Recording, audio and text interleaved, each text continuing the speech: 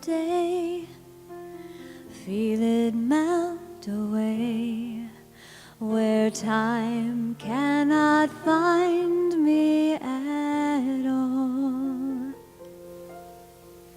Just a breath away, nothing here but heaven, nowhere but love to fall. As I go within, quiet peace offers something sacred.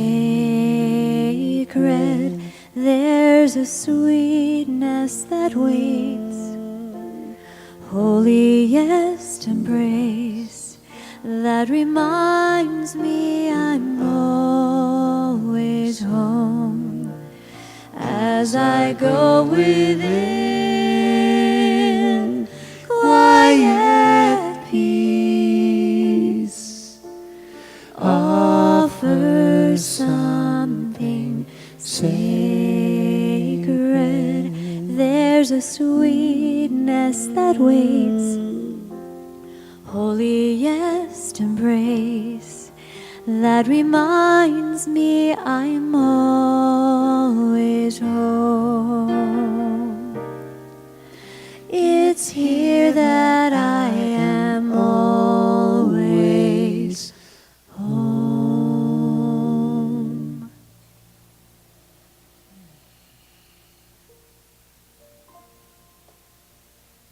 As I go within, I remember at a profound level that truly there is only one mind, one spirit, one life, and that is the mind, the spirit, the life of God.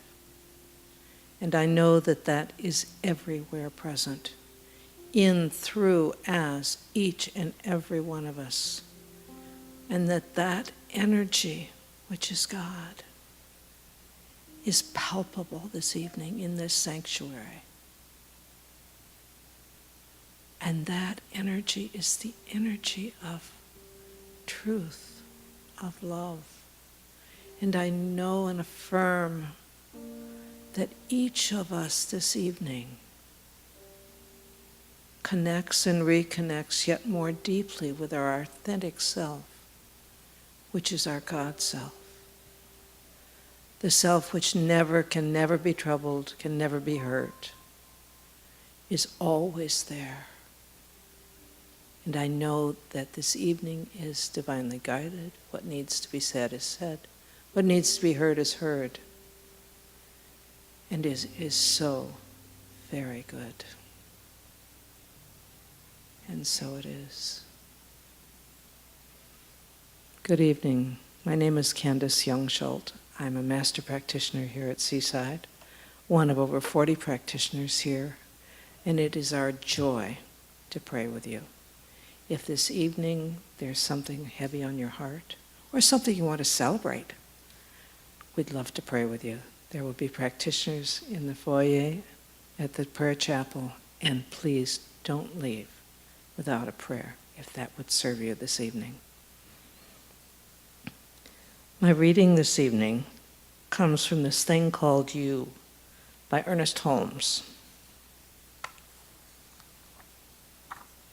Ernest Holmes is, I think all of you know, is the founder of religious science, or science of mind.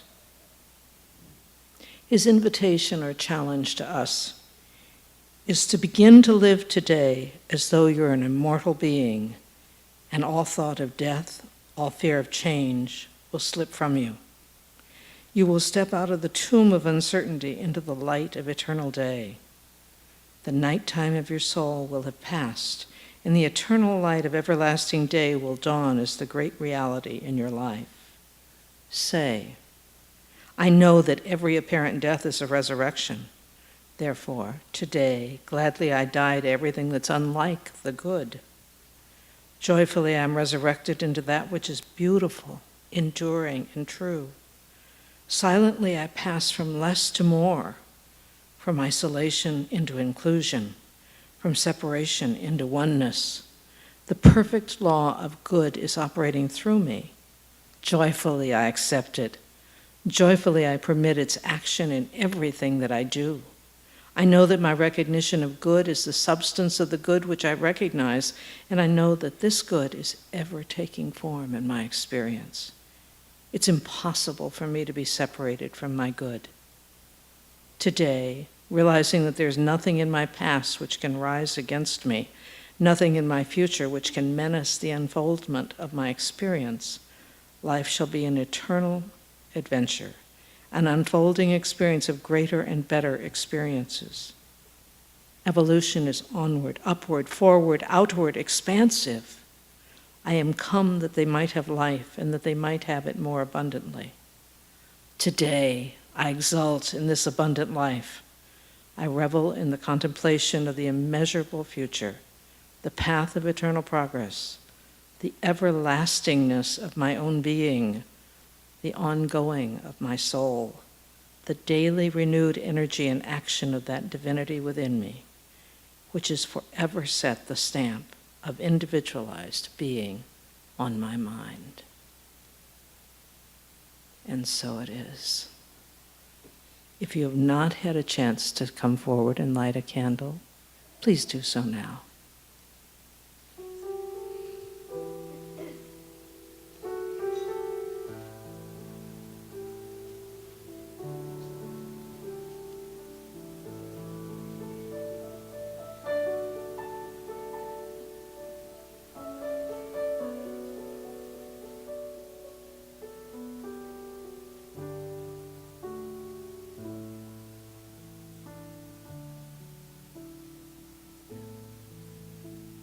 Surrender, I surrender, and let the silence hold me. Surrender, I surrender,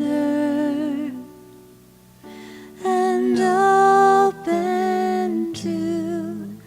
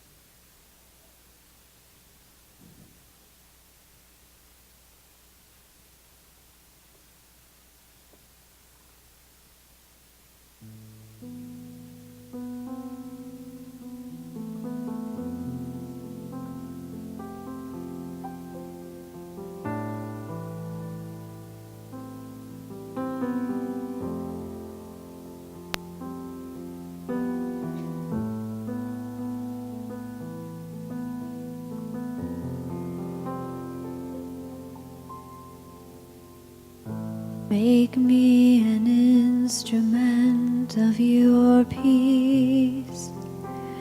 Where there is hatred, let me sow love. Where there is injury, pardon. Where there is doubt, faith. Where there is despair, hope. Where there is darkness, light.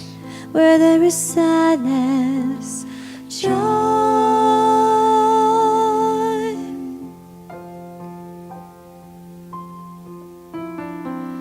O divine Master, grant that I may not so much seek to be consoled as to console, to be understood as to understand, to be loved as to love. For it's in giving that we receive, and it's in pardon that we are pardoned, and it's in dying that we are born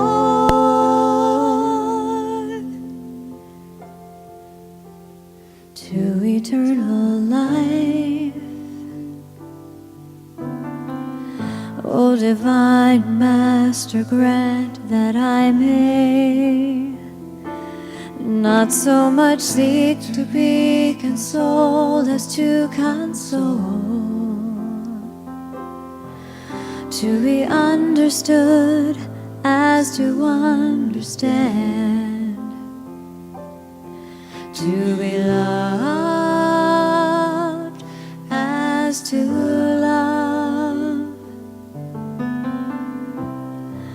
For it's in giving that we receive, and it's in pardon that we are pardoned, and it's in dying that we are born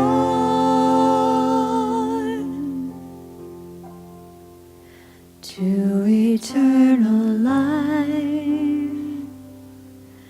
Amen.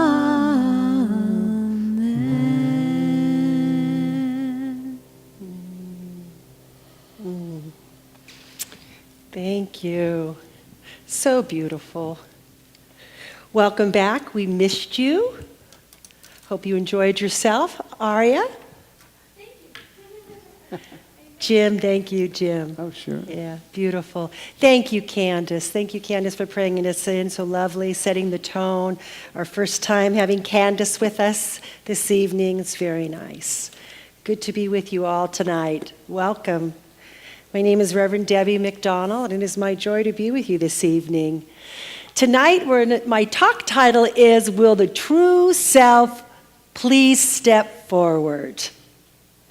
So it reminded me of a story of a little boy named Jimmy, who really didn't like himself too much. He had low self-esteem, low self-worth, and he really wanted to be like Billy.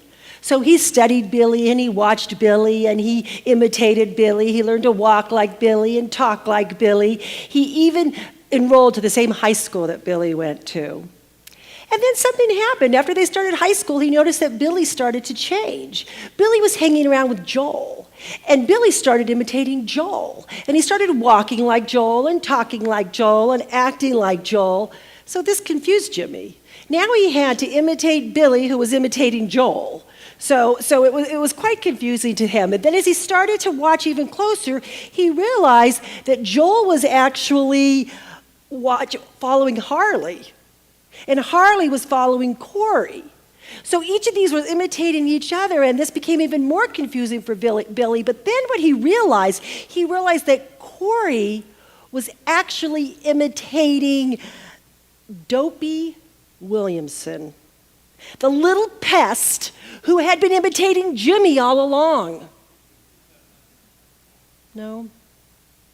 So to be our true self, to not be an imitation of somebody else.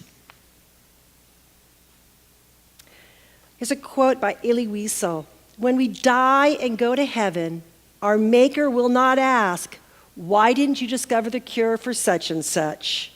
The only question we will be asked in that precious moment is, why didn't you become you? So what does that mean to become you? Who are you really anyway? I mean, who is our true self? What is our true self? Candace mentioned it's our God self. Certainly that's it, isn't it? But how do we get to that God self? How do we get to that place of who we really are? How do we know who we really are? You know, to live a real authentic life takes work. It's a process, it's a choice. It's a choice that we make to live authentically, moment by moment, day by day. It's not something that we do just one time and it's over and it's done and now we're authentic. It's that unfoldment. It's that daily choice. It's that daily choice of consciously choosing in each moment what it is that is in alignment with our values and our beliefs, what it is that serves us. Some people practice choosing consciously every day of their life, and some people choose not to do it at all. And the rest of us live sometimes authentically and sometimes not. And I think that's probably true for most of us, that we try to be as authentic as we can, but it's not easy. It's scary to be that vulnerable. It's scary to remove all of our masks and all of our shields and just be totally who we are in every moment. You know, I was raised in a family where being who you are wasn't really the thing that we were encouraged to do. Yes. Some of you too? You know, as I was preparing this week and looking at this topic of authenticity, I got really uncomfortable. It pushed a lot of buttons in me. I had to take a look at where I wasn't being authentic in my life, where I wasn't showing up truthfully. And you know, we're told in ministerial school that as you pick a topic for your talk and you start working on it, watch out because it starts working you. And that's the very thing that happened to me, as I realized that I needed to do my own inner work, that I've got some stuff that I need to do around this whole issue of authenticity and where I haven't really been showing up the way that I want to show up. You know, when I mentioned my family of origin, and one of the things that was in my family was, I was the people pleaser. I was the one that kept peace at all cost. That was the family dynamics that I was brought up in. I was raised in a large Italian Catholic family. I've mentioned to you that before. I'm the second of the first 5, and then my father remarried and had 7 more. So there's 12 of us children, and he affectionately numbered each of us, and I was number 2. You know, so that doesn't give you a real sense of identity, does it? You know, number 2, here I am. You know, and I was told I was the artistic one. I was told I was the creative one. I was told I was the emotional one. And I was told I was overly sensitive. You know, and that's who I became, because that's who I was told I was. And, you know, I was raised in one of a run-of-the-mill dysfunctional family, like many of us were. You know, it was a family that was born out of the 50s, and my father worked and my mother stayed home. It was very traditional. And both of my parents were raised by alcoholic fathers. So even though neither one of my parents drank, we had the ism in the house. If you've studied family systems and family dynamics, you know that kind of stays with you, whether people are drinking or not. And one of the roles that's usually taken up is the people pleaser or the peacemaker. And that was my role. So what I came to discover is that, or what I came to believe anyway, was that to be loving was to not rock the boat, to not speak up, to keep the peace, to not make waves, to don't cause any problems. You just go along with what's happening. You know, and so this was in direct opposition to becoming my authentic self. I never even stopped to ask who my authentic self was, or I didn't even know those words, you know. And I didn't know anything about the family dynamics, and I didn't know anything about the belief systems until much later in life. All I knew that it was my job to make everybody happy. You know, and that gets hard. I mean, that's tiresome after a while to continue that role. So the idea of being authentic was foreign to me. I wouldn't have been able to tell you what my beliefs were. I wouldn't have been able to tell you really who I was. If somebody asked me, I would have told you what my parents told me I was. That's what I would have told you.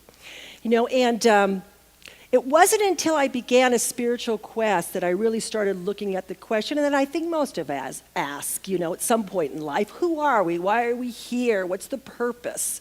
What's my purpose? Who am I really? What do I like? What do I not like?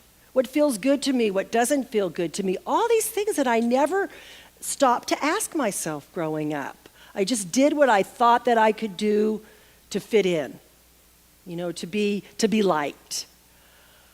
And so as I began this spiritual quest, as I began this spiritual journey in my life, and I was in my early 20s, and I began searching and seeking and looking and started to ask those questions. Who am I really? What do I like? What do I want? I had a spiritual mentor, a teacher for 17 years, and I loved her to death. Her name was Addie Johnson Leisure. She has passed on. But we would get together every Friday, and we'd sit and we'd talk. She introduced me to Emerson. She introduced me to Holmes. She introduced me to Goldsmith. She introduced me to a lot of our New Thought teachers. And what she would say to me is that she wanted to get to the place in her life where she had nothing left to protect or defend, that she wanted to be completely transparent. And that's become a goal of mine. Can you imagine what that would be like to walk through your life having nothing to protect and nothing to defend? This is me, here I am. She told me a story once of showing up at work one morning and saying, today I'm going to be completely who I am. And she walked through the door and the people at work were like, whoa, what does that mean? What's going to happen, But to be that transparent, to be that transparent self. Bren Brown, whom I'm sure many of you know, she is a teacher on authenticity and vulnerability and a social worker, or a sociologist. That's the word I'm looking for, a sociologist.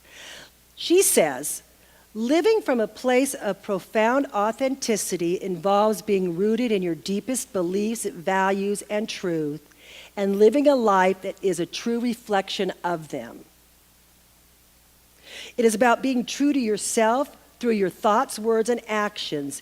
It means being willing to sacrifice any relationship, situation, or circumstance that violates your truth. For example, if you are in a job or relationship that requires you to function in a way that is not in accord with your truth, you leave it. How many of us are willing to do that? To leave that situation that's no longer serving us, once we become aware that it's not serving us, once we become aware that it's not in alignment with our beliefs and our values, are we willing to walk away? Are we willing to step in that place of being truly, authentically ourselves? She goes on to say, does this mean you'll live a charmed life? No. You'll still have your share of sorrows as well as sweetnesses in your life. However, you will have the wisdom of knowing who you are to guide you. Do you bite your tongue and smile when talking to some people? Do you keep your mouth shut when you really want to say something? Do you neglect to mention the thing that you truly love in fear of being criticized? Do you smile and nod when you really have something else you want to say? Do you have a work mode, a friend mode, a family mode? If you can answer yes to any of these questions, these are just an indication that your unauthentic self is showing up. And again, it's a process. It's a process of awareness. It's a process of recognition. It's a process of, isn't that interesting? I totally was not true to myself in that moment. I kept quiet when I should have said something. I changed who I am in that moment to fit in. So this call to be more authentic. Oprah Winfrey said this, I was once afraid of people saying, who does she think she is? Now I have the courage to stand and say, this is who I am. Do we have the courage to stand and say, this is who I am? You know. There's a book that I was reading, and that came a lot of this came to me through this book. It's called Be Yourself, Everyone Else is Already Taken. Transform Your Life with the Power of Authenticity. And that's by Mike Robbins. And he talks about 5 steps to living a more authentic life. And I'm just going to talk a little bit about those. The 5 steps that we can take to live more authentically day by day. Number 1 is know yourself. And that's what we've been talking about. Sounds simple enough. You know, it's certainly the experience of many spiritual seekers, and I believe that most of us here, most of us that find religious science are spiritual seekers. We're thinking people. We're looking for those answers. We're not satisfied with a childhood religion or things that we were taught growing up. That we're looking for our own answers. We're seeking. We're looking. We're wanting to know who we are. Why does the universe do what it does? We're looking for answers. We're wanting to know ourselves. And that's what a lot of our classes here in the Science of Mind here at Seaside are about, is helping you to discover who you really are, helping yourself to answer those questions. We have self-mastery, which is a wonderful class to go within and look at what your belief systems are. We have foundations class where you start, of course, and then you move through the classes, you get into practitioner training where you really get to take a look at all of those ideas that you have that may not be serving you. You get to really get clear on who I am. Who am I really? Not who did my parents tell me I was, who did society tell me I was. We have so many influences, you know. Being a female in a male world, you know, that's what I grew up in. You know, that just puts you take on these traits and you take on these characteristics and you take on these ideas that really aren't yours. But you never really have the opportunity to stop and notice that they're not yours, you know, until you start to do your own inner work. Until you start to go on some path of inner awareness, some path of, you know, and for some of us, it's a crisis that might spur us into that action. And for some of us, it's just that sense of there's got to be something more. You know, there's got to be something more. There's something in my life that I'm looking for. You know, so to know ourselves is that first step. The second step is to transform your fear. And I think we could talk an entire evening on transforming fear, couldn't we? E.E. Cummings says it takes courage to grow up and become who you really are. You know, and that courage to step into who you really are. Mike Robbins, the author of the book, he says that there's 7 steps to transforming fear. First, admitting it. Second, owning it. Third, feeling it. Fourth, expressing it. 5th, letting it go. 6th, visualizing a more positive outcome. And last is taking action. Taking action. He says it well here. We all get scared in life, especially when we live, speak, and act in an authentic way. There's nothing wrong with us for feeling fear. It's one of the most basic and common human emotions. Our resistance to and denial of our fear are the real problem. When we're able to admit, own, feel, and express our fear, we have the ability to transform it and use the power in a positive way. Taking action in the face of our fear is courageous and empowering. Being able to feel our fear and at the same time not allow it to stop us is essential in our commitment to live with authenticity. So transforming our fear, taking that action. Step number 3 is express yourself. Easier said than done, right? Fully expressing ourselves is a step to authenticity. Speaking up when it's time to speak up. Saying what we really feel. Being honest, and there's a difference between being honest and being mean. I mean, I'm not talking about just saying the first thing that comes to your mind. You know, my friend Addie, my teacher that I told you about, she used to say to me, Debbie, it's not a popularity contest. And that really got me, because I really thought it was. I really thought that life was about how many friends you had, who liked you, what group you could fit into, what clothes you had, were you in the in group, were you in the out group, where were you? I mean, the whole thing that I had was like you had to get to some place where you belonged. and to realize that there was no place to get, there was no place to belong, that it was an inward journey, that it was all about going inward and finding out who I really was.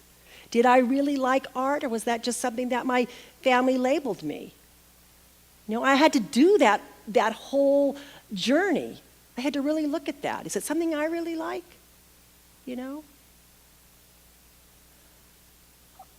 I found out I am emotional. And I am really super sensitive. My parents were right on that one. But it's okay. It's okay. It's who I am. It's part of who I am. Number 4 is be bold. I don't know about you, that's a hard one for me. I have friends that are super bold, that they're willing to do anything, they're really willing to step out and be noticed. And believe it or not, I tend to be a little bit shy. I can get up here and talk to you, but don't ask me to dance. Don't ask me to sing. Don't ask me to act goofy.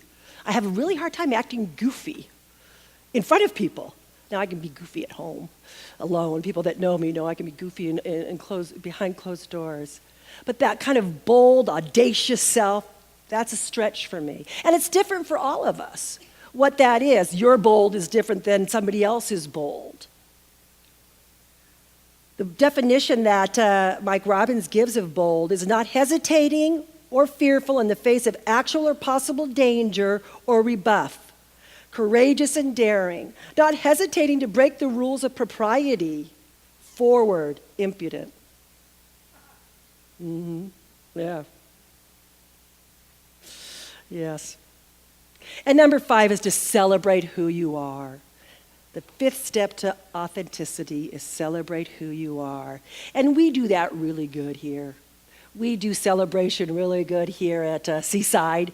In religious science, we don't have funerals, we have celebrations of life at the end. We celebrate who we are. We recognize that we are that essence. We are that God self. We are that divine expression of spirit, that we are perfect. We are whole, that we are magnificent. To go around saying those things, that's very religious science, very science of mind, and we're able to celebrate ourselves. And I think that brings us full circle, to beginning to believe, to beginning to like ourselves, to beginning to love ourselves, to beginning to realize that we are these perfect, unique, individual creations of God, that nobody else can be Debbie, nobody else can be Candace. Each of us are here as that divine snowflake. Nobody else is like us. We can only do what we can do. Nobody else can. So we can celebrate ourselves. We can celebrate who we are in all of that. Living an authentic life is not a destination. It's the journey. Each day, to just be able to slow down enough to check in. Or when you do something and you have that weird little feeling inside of you, you know what I'm talking about? That feeling like just doesn't feel right. And you check in and you realize that you were not being authentic. That you sold yourself out in that moment. Did you miss an opportunity to be truthful, to be honest, to step into your power, to be your magnificent self? It's an interesting journey, this whole authenticity thing. And again, Bren Brown has workshops and classes and books and things if it's something that you want to study at a deeper level. I think when Reverend Sunshine was here, you went through the gift of imperfection and looked at that, which was a lot of the same information. I encourage you to start being true to yourself today. Just take a small step. Baby steps. Order what you really want at a restaurant. Wear the clothes that you want to wear, not what you think somebody else wants you to wear. Paint your room the color you want it, Don't make dates with people or go and meet friends for things you don't want to do. The little baby steps, So as Oscar Wilde said, be yourself, everyone else is already taken. God bless you. Have a wonderful week, and let's welcome Aria back to the stage. Yay. Yay.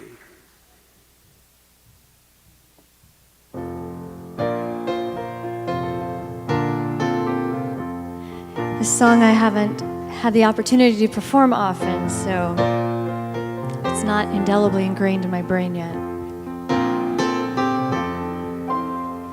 I've done everything right, followed the rules, tried to fit in, but something just isn't right, never quite fit.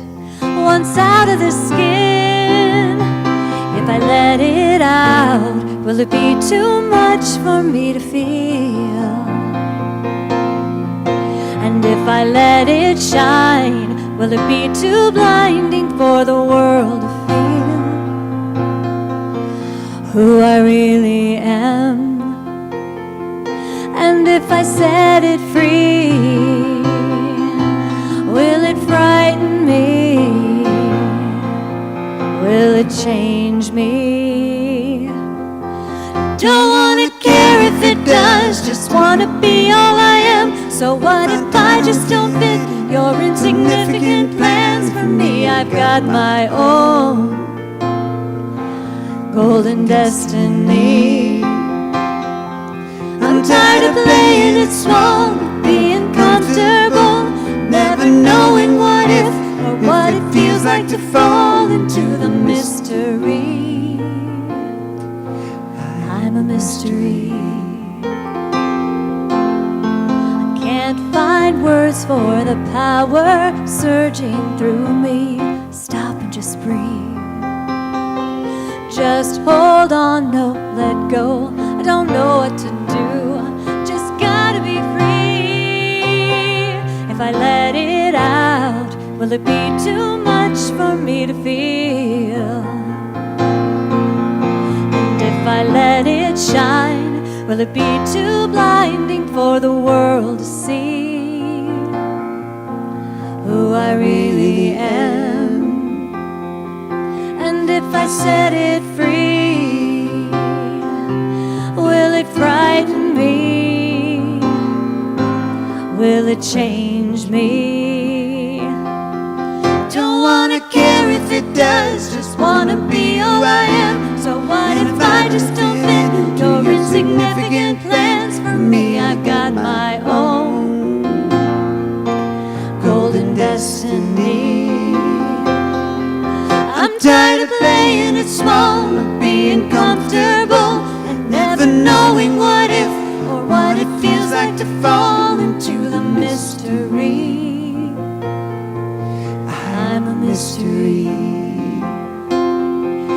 I've gotta live what's real, no matter how it feels or where it leads me.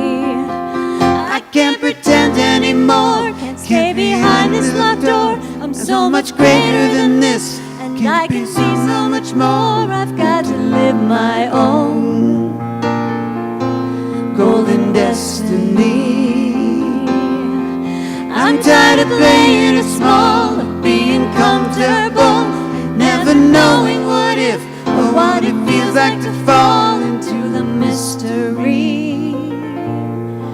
My golden destiny, my own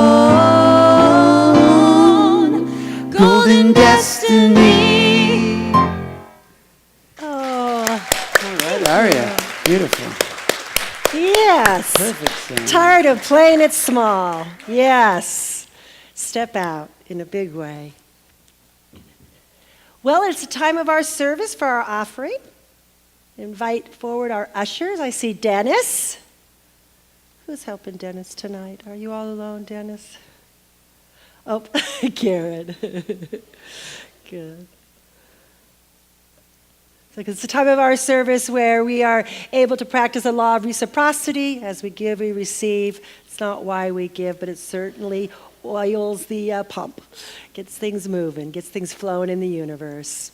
So just turning within, knowing that there is only that one power and that one presence, and it is absolute abundance in all areas of life, abundance of time, abundance of love, abundance of relationships, abundance of money. Just knowing that each and every person that is here is blessed 1,000,000 times over, knowing that there is no limit in the divine. We just let it be. going to join me in the affirmation prayer. As I give thanks for the good now flowing into my life, I gladly share that good with others. The more I give, the more I receive. I experience a deeper consciousness of peace and security for knowing that I am in the embrace of a warm, loving presence, forever seeking an outlet through me. My cup runneth over. I exist in limitless possibilities. Thank you.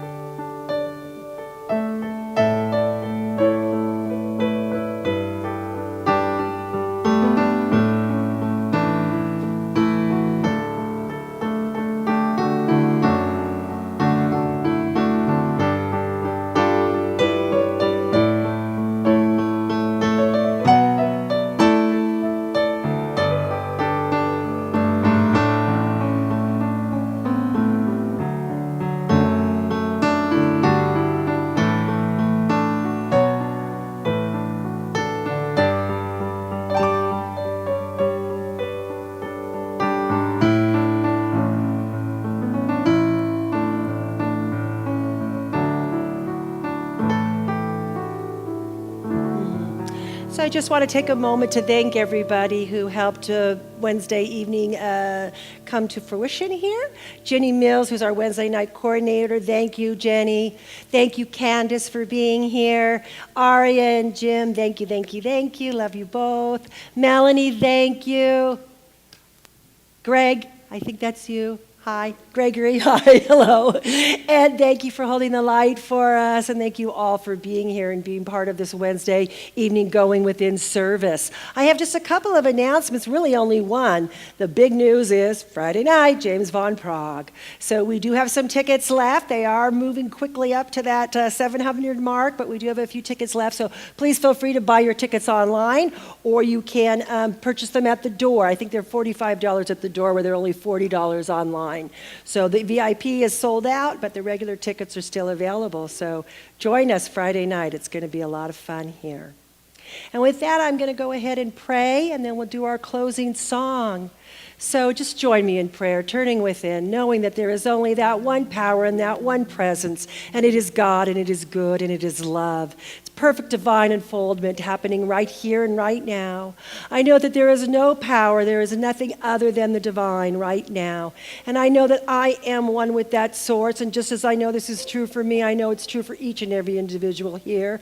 I know that each one is a divine expression of spirit, perfect, whole, and complete right here and right now, that each one is a unique, individual, authentic expression of the divine, that each one is on their perfect path, that it is unfolding perfectly in divine order, that each and every activity, each and every event that happens throughout this week is on purpose for a reason. There are no accidents, there are no mistakes, there is nothing but the divine showing up and unfolding perfectly. Knowing that each and every thought, each and every word that is spoken manifests in the most beautiful way. Knowing that there is only good. There is nothing else but good. There is nothing else but the divine. And I know for Seaside Center for Spiritual Living that it is a place of absolute divine unfoldment, that it is a place of love, it is a place of light, it is a place of expansion. And I know that this Friday evening there is a grand, wonderful event taking place, that each and every individual comes together in love and light. And I know for each and every person sitting here in this room, if anything heavy, anything on their heart, that it is lifted, that there's an absolute opening up, there's an absolute healing taking place right here in this moment. I'm so grateful to know this truth. I am so grateful to speak these words as I just simply release them into the divine action of the law, knowing that in the mind of God it is already done. And so it is. Join me for the closing prayer. You want to stand? Nicolette, you're back. Love is my decision. It's up to me to give of my heart. Love is my decision. No one else can tell me to start. And once I decide to change my mind, love will show me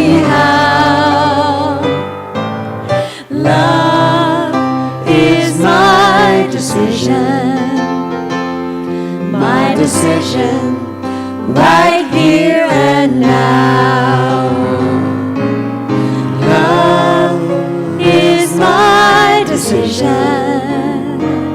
It's up to me to dance down that road. Love is my decision, and no one else can lighten my load. Once I decide to change my mind, love will show me how. Love is my decision, right here and now. My decision, right here and now. God bless you. Join us in the family room for refreshments.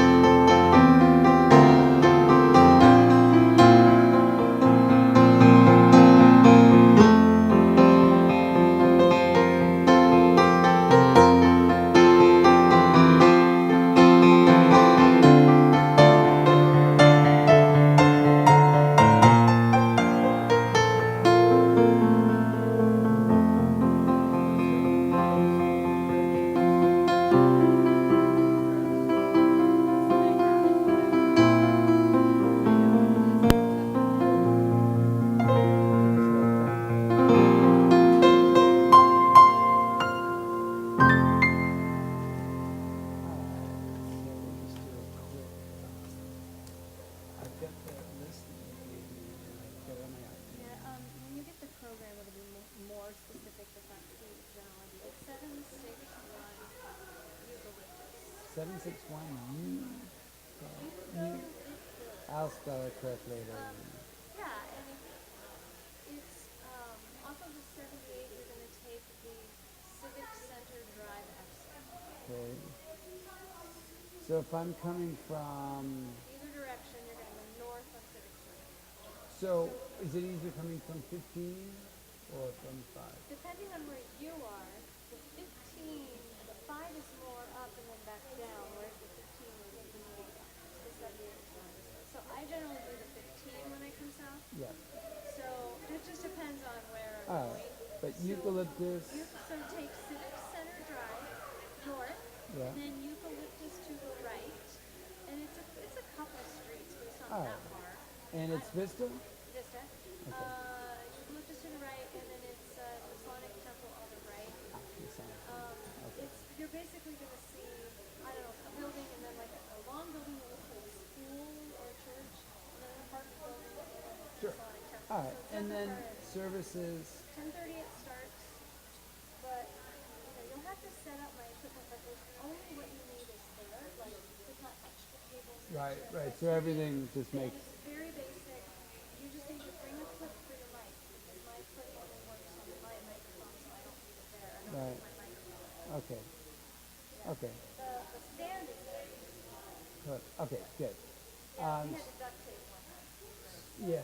So should I get there for 10 or earlier? 9:40. In 9:45, so you need about, you might want a few minutes. Because I have to set up. Set up the stuff.